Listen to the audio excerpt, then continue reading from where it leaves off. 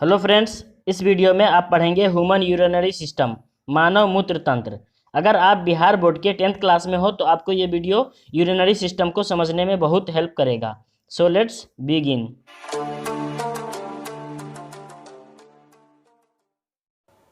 इसे कहते हैं शिरा। शिरा को इंग्लिश में कहते हैं वेन। नसें एक प्रकार की रक्त वाहिका होती है जो आपके अंगों से ऑक्सीजन रक्त को आपके हृदय में वापस लाती है। यह आपके धमनियों से अलग है जो आपके दिल से आपके शरीर के बाकी हिस्सों में ऑक्सीजन युक्त रक्त पहुंचाती है। आपकी नसों में बहने वाली डीऑक्सीजनेटेड रक्त कोशिकाओं नामक छोटी रक्त वाहिकाओं को भीतर एकत्र किया जाता है। Veins are type of blood vessels that return deoxygenated blood from your organs back to your heart. These are different from your arteries which deliver oxygenated blood from your heart to the rest of your body. Deoxygenated blood that flows into your veins is collected within tiny blood vessels called capillaries. इसे कहते हैं धमनी। धमनी को English में कहते हैं artery. धमनियां रक्त को हृदय से दूर ले जाती है। फुफ्फुसीय धमनियां रक्त का परिवहन करती है, जिसमें दाएं वेंट्रिकल से फेफड़ों तक ऑक्सीजन की मात्रा कम होती है।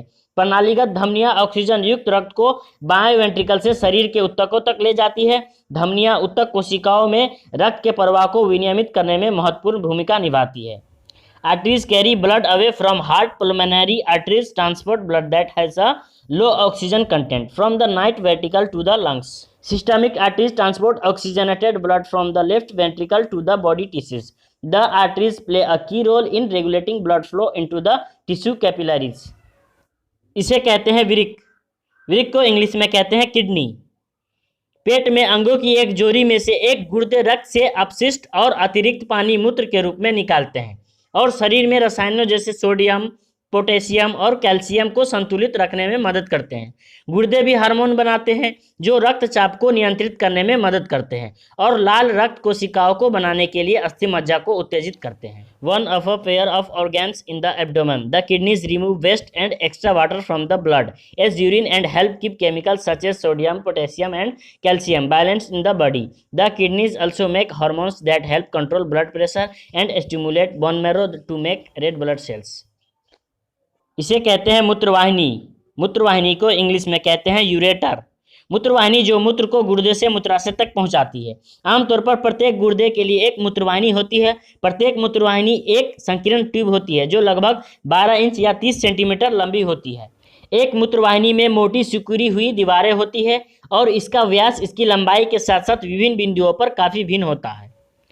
Ureter duct that transmits urine from the kidney to the bladder. There normally is one ureter for each kidney. Each ureter is a narrow tube that is about 12 inches and 30 centimeter long. A ureter has thick contractile walls and its diameter varies considerably at different points along its length.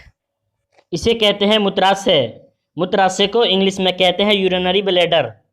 मूत्राशय मूत्र के लिए एक अस्थायी भंडारण जलाशय है। यह श्रोणि गुहा में सिम्फिसिस प्यूबिस के पीछे और पार्श्विका पेरिटोनियम के नीचे स्थित होता है। मूत्राशय के आकार इसमें शामिल मूत्र की मात्रा और आसपास के अंगों के प्राप्त होने वाले दबाव के साथ साथ बदलता रहता है।